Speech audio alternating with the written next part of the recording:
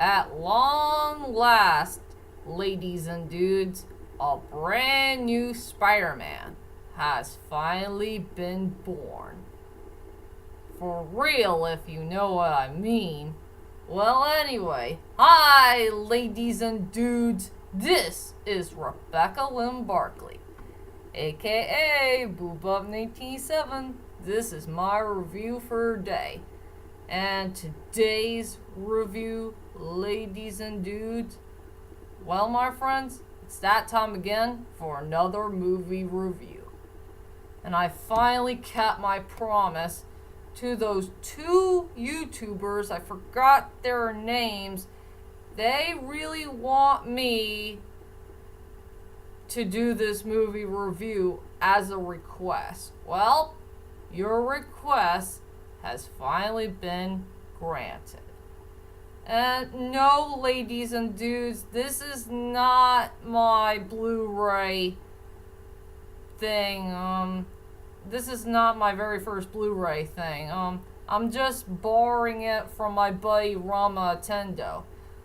Well, an old YouTuber I haven't seen for a while, but I kept a couple of the videos that we did together here and there on my YouTube channel. If you guys haven't seen my videos that featured Rama Tendo, well, thanks to him, he let me borrow this film. So I can finally see everybody's most favorite film of all time that came from in the year of 2018. So anyway, for my next movie review is Spider-Man Into the Spider-Verse.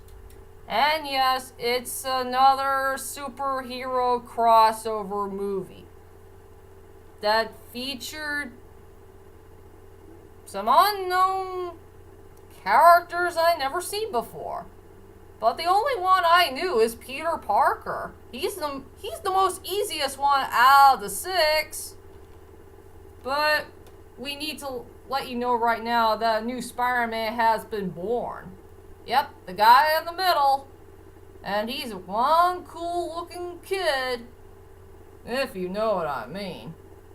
So, anyway, without further ado, ladies and dudes, here is my next movie review called Spider-Man Into the Spider-Verse. And do you think that this movie should deserve the best animated feature for both Golden Globes and Oscars? Yeah, it does. But sadly, this movie has a few flaws here and there. And I will tell you that in a moment.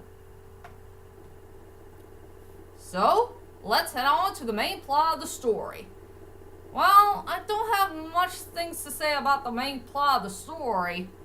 It's a story about this kid named Miles. He was trying to live in a normal life, you know. He has to go to school, get an education in his young age, and living with his uncle, and he has a father who pushed him around so much and all that stuff. Not until his life had changed forever thanks to this little spider thing that has electrical things here and there. Bit his hand and the little thingy-majig went to his blood cells, and then he became the next Spider-Man. And also, chaos is on the loose. There's a Kingpin dude who was trying to use some type of weirdo machine, try to get his family back from the dead. But all he did is release some other Spider-Mans that came from in a different universe. And that's all I could say about the main plot of the story. It's way too hard for me to explain, if you know what I mean. So I guess everybody wants to know is, what the heck do I think about Spider-Man Into the Spider-Verse? I will say it is a pretty darn good movie to watch. I will say it's a pretty darn likable film, but not a memorable movie. I will say it does have some good points here and there, but like I said, it has a few flaws. I will say the storyline is pretty good for the most part, and the characters I guess I have mixed feelings with. I frickin' love the animation. The score is pretty darn good, and I frickin' love the Stan Lee cameo appearance. I think that was one of the best Stan Lee cameo appearance I have ever seen from another Spider-Man film. If you know what I mean. So anyway, let's head on to my strongest points and the weakest points of Spider-Man Into the Spider-Verse. I will say, for one, best strongest point of this movie is truly the animation. This animation is so darn mind-blowing. It just blows my head. There's a lot of cool animations to be found in this movie. There's a little bit of stop motion during the lab scene. And I guess you could say this movie is part 2D hand-drawn animation and part CGI. I guess they want to mix those two type of animations together as a whole. Oh man, the animation is so darn mind-blowing. It just blows my head.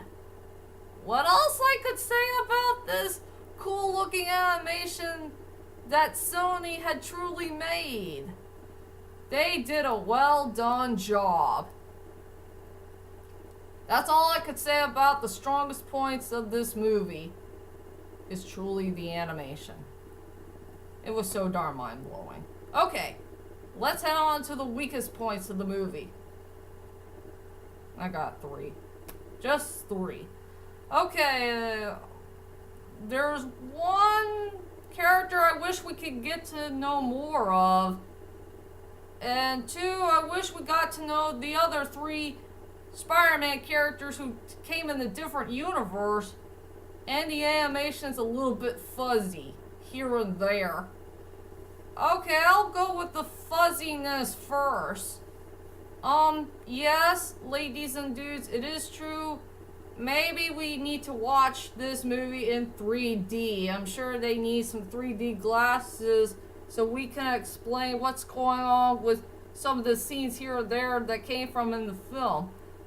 But when I watched the other version, I think there's some part of the movie here and there that's kind of fuzzy.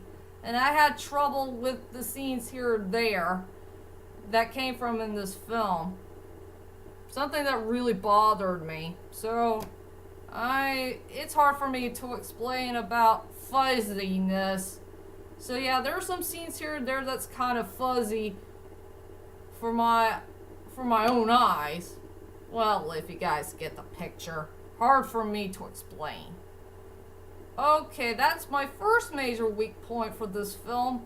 The second main weak point of the film is I just wish that Aunt May, Peter Parker's aunt, I wish she had a little bit more role in this movie.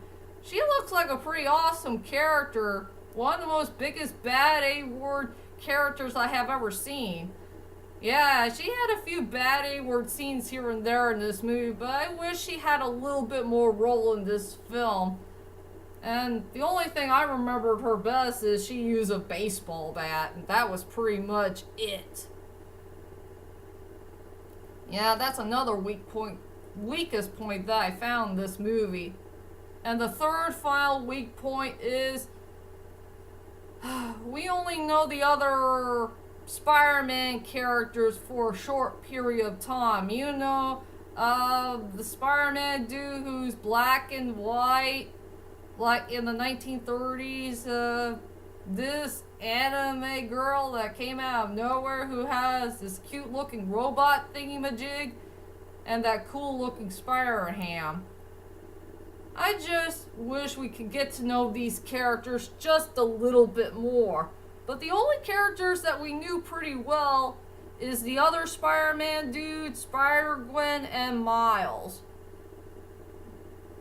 Those three characters are the only ones we got to get to know of. But I wish we got to know the other three. And, well, we know about their storylines, but we need to get them more, as team members and buddies and all that stuff. What else I could say?